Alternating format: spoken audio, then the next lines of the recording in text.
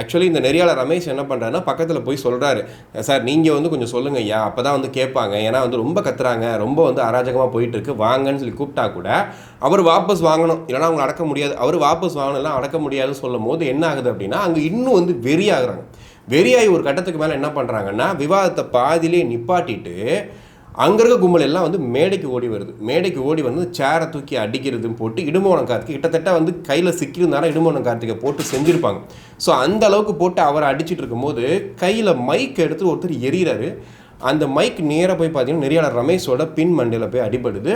அந்த காட்சியை வந்து நீங்கள் பார்க்கும்போதே தெரியும், பயங்கரமான அடி. அடித்தோடனே அவருக்கு இந்த இடம் ஃபுல்லாக ஓப்பன் ஆகி ஃபுல்லாக அந்த பக்கம் ஃபுல்லாக பிளட்டு போயிட்டுருக்கு.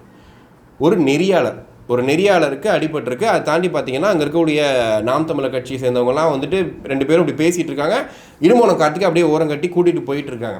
அவ்வளோ அராஜகமாக உள்ளே வந்து தாக்குறாங்க. அதாவது அங்கே வந்து உதயநிதி ஸ்டாலினை பற்றியோ முதல்வர் மு.க. ஸ்டாலினை பற்றியோ யாரும் வந்து தவறாக பேசியிருந்தா கூட இந்த அளவுக்கு அவங்க கொந்தளிச்சிருப்பாங்களான்னு தெரியாது.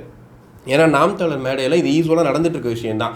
நாம் தமிழர் மேடையில் கொஞ்சம் ரொம்ப ஃபோர்ஸாக அட்டாக் பண்ணி பேசும்போது என்ன ஆகுது அப்படின்னா ஆப்போசிட்டில் இருந்து அங்கே திமுகவில் சேர்ந்தவங்க யாராவது இருந்தாங்க அப்படின்னா மேடையில் வந்து அடிக்கிறது இப்போ இல்லை, ரொம்ப நாளாகவே நடந்துக்கிட்டு தான் இருக்குது.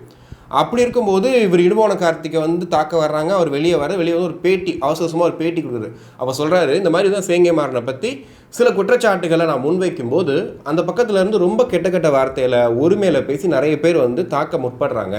அப்போ நான் வந்து திரும்ப அவங்கள வந்து சால்வ் பண்ணுவார்னு பார்த்தா இவர் தூண்டி விட்டுட்டுருக்காரு அப்படின்னு.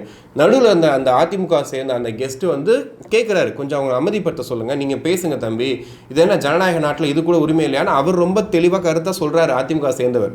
ஆனால் கொஞ்சம் கூட மதிக்காமல் திமுகவிலேருந்து அப்படி புட்டு எறிகிறாங்க, பண்ணுறாங்க.